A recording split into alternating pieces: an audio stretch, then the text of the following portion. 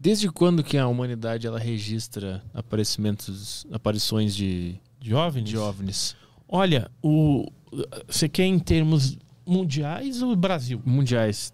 Quando é que isso foi registrado pela primeira vez? Registro oficial ou serve também pintura rupestre?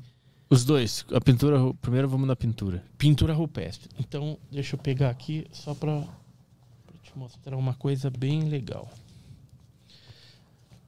As pinturas rupestres, algumas delas trazem, às vezes, criaturas e naves também que lembram muito os objetos voadores não identificados. Eu vou pegar especificamente aqui, primeiro, algumas pinturas rupestres mostrando os seres. De onde que é isso? Então, olha só, tem na Austrália... Na Austrália, eles geralmente falam que é a Avondina. Tem uma outra foto aí atrás? Deixa eu ver se é essa próxima. Exatamente. Isso aí fica nos murais dos aborígenes australianos e eles falam que é a deusa da Via Láctea, ou Vondina. E lembra muito aquele tipo alfa, lembra? Do olho negro. Sim. O olho negro, né? Meio cinzento. E ali a gente tem outras pinturas também que lembram seres com capacetes e com os olhos negros, bem mais nítido aí. Isso aqui, Utah e Austrália. E Austrália. E tem uma outra foto maior de Utah aí também, que lembra esses seres de olhos. E aquelas do Egito, que eu já vi que tem bastante lá no History Channel, fala sobre os Então, ETs. tem muita coisa ali que não tem nada a ver, tá? O History Channel viaja na maionese, é verdade. E tem algumas coisas, assim, de pintura rupestre que você tem que ter o seguinte cuidado. Por exemplo, objeto. Quando aparece lá algum objeto parecido com OVNI e tal. Pode ser que seja um OVNI? Pode. Mas também pode ser algum evento astronômico que os primitivos, os aborígenes registraram? Também pode. Tem alguns que você vê, às vezes, tipo cometa com cauda. E aí você vai ver pela datação de carbono 14 que bate com uma época onde passou um determinado cometa, então provavelmente era um cometa. Mas se eventualmente os primitivos de várias raças aí no Brasil ou fora, né, de outros sítios arqueológicos na Itália e em outras partes do mundo, tiveram algum tipo de contato com naves e seres tripulantes, eles deixariam registrado. Não tinha máquina fotográfica, não tinha jornal naquela época, então era a forma que eles tinham de registrar. Então isso pode ser um indício de que esse fenômeno nos visita desde que a raça humana, ou até antes, apareceu aqui na Terra. Porque existem alguns registros também estranhos de marcas de pés calçados em terrenos geológicos junto com uma marca de um dinossauro, um pé de dinossauro, quando o ser humano ainda não tinha aparecido. Então, se o ser humano não tinha aparecido, quanto mais utilizando calçados, quem que pisou ali? E ficou marcado a marca de um pé de dinossauro junto com um pé de alguma coisa. Então poderiam ser esses deuses astronautas que ele fala. Então isso são teorias também, pode ser que seja. Agora, oficialmente, o fenômeno OVNI, ele é registrado não como fenômeno OVNI, mas no Brasil, o primeiro registro que nós temos, assim, mais claro, data de uma carta de 31 de maio de 1560, que foi o José de Anchieta, o jesuíta, escreveu para o seu superior lá em Portugal, falando, ele estava no litoral ali, e falando que os índios ali das tribos falavam do M-Bai Tatá. M-Bai coisa, Tatá fogo. Né? O nome indígena, M-Bai Tatá, coisa de fogo. Então essa coisa de fogo, segundo ele relatou, perseguia os índios e às vezes os matava. Ou seja, ele descreveu ali um OVNI que perseguia os índios naquele 1560.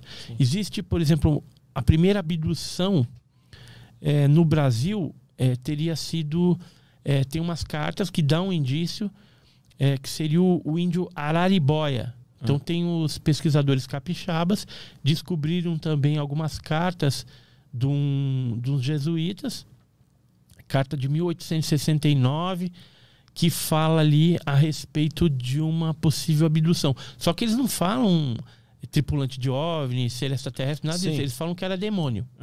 Que o demônio pegou, levou ele para um lugar. E ele fala, depois ele relata o que aconteceu? Ele relata que tinha outras pessoas lá também, nesse local, e fizeram muito mal para ele, que tinha umas luzes diferentes, que ele escutou um barulho, né, e que ele foi levado de um porto, do porto de Jaravaia para outro porto, muito rapidamente. Para você fazer aquilo a pé, demoraria muitos dias, né? E simplesmente ele foi levado em voo, né? Instantaneamente para lá. E que estava num lugar totalmente diferente, com luz. Tem outra abdução que eu cheguei a publicar num livro que eu editei, que é esse aqui, Alienígenas no Passado do Brasil. Sim. E no Alienígenas do Passado do Brasil, a gente cita aqui um caso de abdução que aconteceu em São Paulo, em Campinas, em 1931, com o senhor José Florencio. Então essa teria sido a primeira abdução no Brasil. Naquela época também não se falava, em 1931, de OVNI. Porque o termo OVNI, UFO, né, em inglês, ele veio depois, veio a partir da década de 40, de 47. Por isso que eu coloco aí, alienígenas do passado do Brasil, casos insólitos antes de 1947. E aí eu tive a preocupação de colocar só casos brasileiros envolvendo seres. Porque se for pegar naves que apareciam, fenômenos estranhos, tem um monte. Você pega jornais antigos de Minas, de várias partes do país aí, você vai encontrar vários fenômenos misteriosos celestes que aconteciam. E alguns deles você não consegue classificá-lo como sendo um meteoro, um meteorito, algum fenômeno realmente astronômico.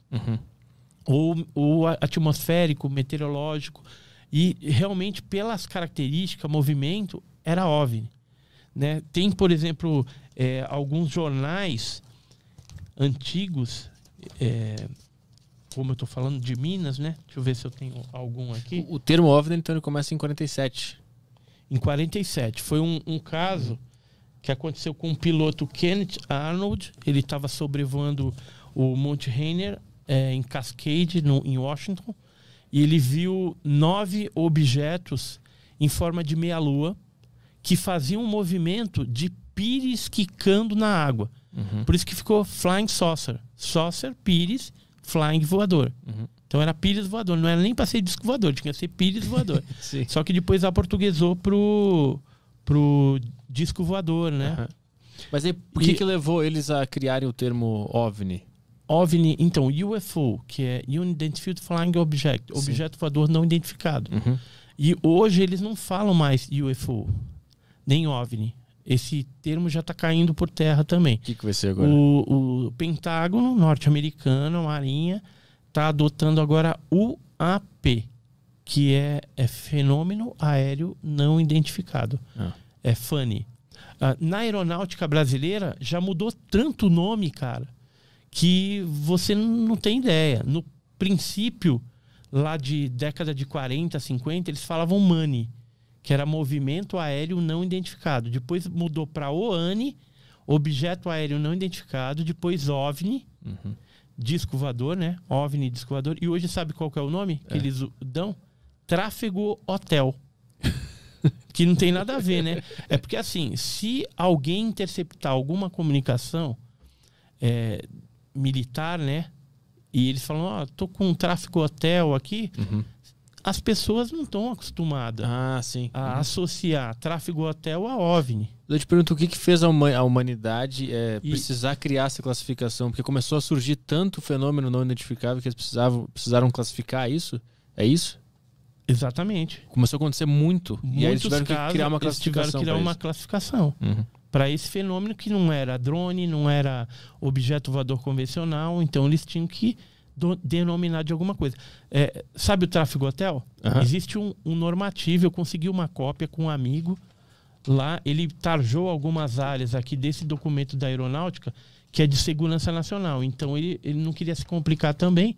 Ele deixou aberto para mim aqui só a parte de OVNI que interessa, que é justamente do tráfego hotel. Então é a NOSDA VIG 07 do Condabra, agora mudou de nome, acho que é Congar, que é lá na área especial 12 em Brasília.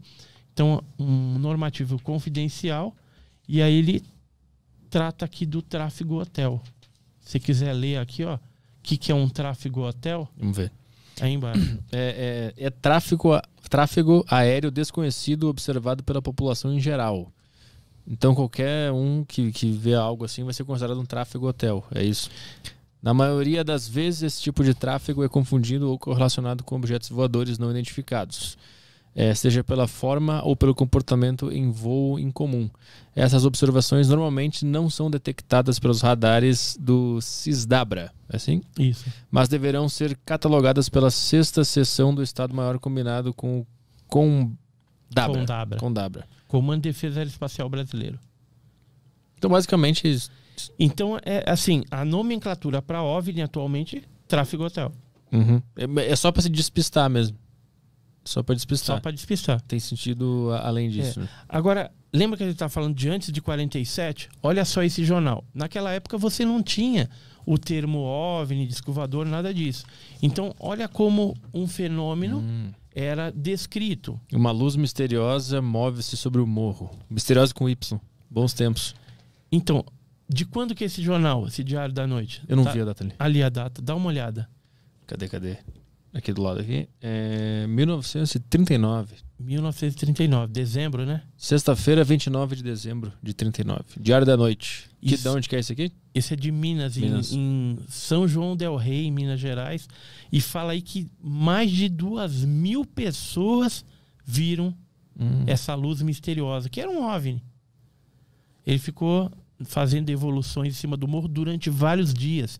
Os taxistas ali ganharam uma grana levando o pessoal para ver esse fenômeno que estava aparecendo lá. 2.000 pessoas viram a luz. No dia 12, é que eles escreviam de um jeito diferente, né? No dia 12 do corrente, que é no mesmo mês, né? Uma verdadeira multidão acorreu ao Morro do Carmo. 2.000 pessoas viram a luz misteriosa e atestam a sua existência. O fenômeno com pH, maravilhoso, ainda não está explicado, não restando dúvida, entretanto, quanto à sua veracidade. E aí, aqui, durante a matéria, eles escutam várias testemunhas, né? E testemunhas de alta credibilidade lá, gente da prefeitura, do comércio. O bibliotecário municipal, o senhor Vicente de Azevedo, afirmou: pode citar meu nome, vi a luz do patronato várias vezes, com outros amigos. Fenômeno interessantíssimo, merece ser estudado pelos homens da ciência. A ciência que agora com SC, tá.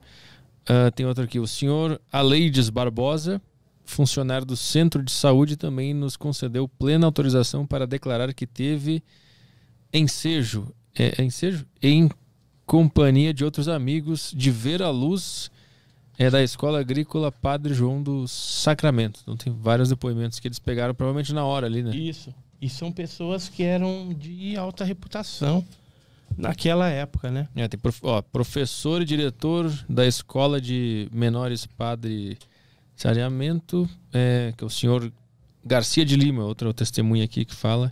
Inclusive ele fala: não acredito em fenômenos sobrenaturais, mas não posso negar um fato evidente constatado por centenas de pessoas.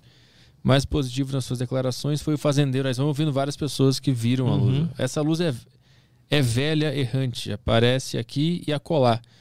E minha conhecida há muitos anos. É minha conhecida há muitos anos. Então esse cara já via essa luz. Já tinha visto isso aí outras vezes. Já vi até sobre o Rio das Mortes e na Serra de Tiradentes. Então. É um facto incontestável. Incontestável, também apagadinho aqui, porque é a expressão da verdade. Maravilhoso. 1939. Então você veja que assim, o fenômeno ele é bem mais antigo do que a gente imagina.